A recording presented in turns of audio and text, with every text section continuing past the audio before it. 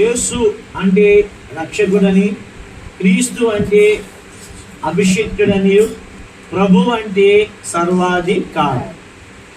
కాబట్టి యేసు క్రీస్తు యొక్క ప్రభు నామమును బట్టి ఎవరైతే ప్రార్థన చేస్తారో వారు ఏం చేయబడతారన్నారు? రక్షించబడతారు.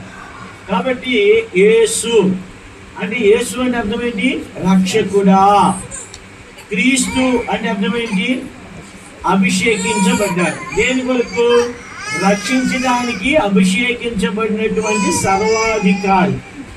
ఒక రోజున యేసుక్రీస్తు ప్రభువారి దగ్గరికి శాస్త్రులు, పరిసయ్యులు వచ్చారు. వచ్చినప్పుడు యేసుక్రీస్తు ప్రభువారు ఏమని చెప్పారంటే, ఒక సమాజ మందిరంలో ఒక బోధించి స్వస్థపరిచారు. స్వస్థపరిచిన తర్వాత అప్పుడు ఈ శాస్త్రులు, పరిసయ్యులు ఏమన్నారంటే, అయ్యా నువ్వు దేవదూషణ చేస్తున్నావు, విశ్రాంతి నువ్వు స్వస్థపరచకూడదు అన్నారు. అప్పుడు యేసు ప్రభువు ఏమన్నాడంటే, పాపములు క్షమించుటకు మనిషి కుమారునికి ఏమైంది? అధికారము కలదు అన్నారు. తర్వాత ఒక దగ్గర ఏం చెప్పాడంటే, విశ్రాంతి దినానికి మనిషి కుమారుడు యజమానుడే అన్నారు. కాబట్టి ఇక్కడ మనం గుర్తుపెట్టుకోవాల్సింది ఏంటంటే, యేసుక్రీస్తు నామము శక్తి గల నామం. యేసుక్రీస్తు నామములో ఏం పోతాయి? దయ్యాలు పోతాయి. యేసుక్రీస్తు నామములో ఇంకేం పోతాయి? రోగాలు పోతాయి. యేసుక్రీస్తు నామములో పాపం పోద్ది కదా. దెయ్యం పోయినా లేకపోతే పోకపోయినా, ఆరోగ్యం వచ్చినా ఆరోగ్యం రాకపోయినా, చూడండి జాగ్రత్తగా గమనించండి.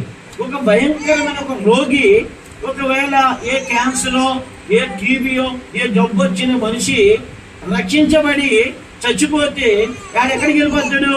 దేవుని రాజ్యానికి, పరలోకానికి వెళ్ళిపోతాడు. అయితే ఆరోగ్యం ఉండి తర్వాత డబ్బుండి రక్షణ లేకుండా చచ్చిపోయాడు అనుకోండి, వాడు సరాసరి ఎక్కడ పోతాడు?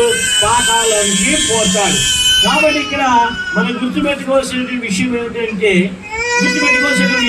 రాయబడింది ఏంటంటే, యేసుక్రీస్తు ప్రభువారికి సర్వాధికారం ఇవ్వబడింది. ఏమైబడింది? అది మైక్ నేను చెప్పమ్మా. దయచేసి ఏం చెప్తామ్మా? ఆయన తీసుకోవడానికి డిస్టర్బ్ చేస్తాను మిమ్మల్ని. వాక్యం ఉందండి, అది గాలి తిప్పింది అమ్మ. సరే, ఎక్కడైనా మనం అమ్మా జాయసమ్మ దగ్గర ఆగిపోయింది.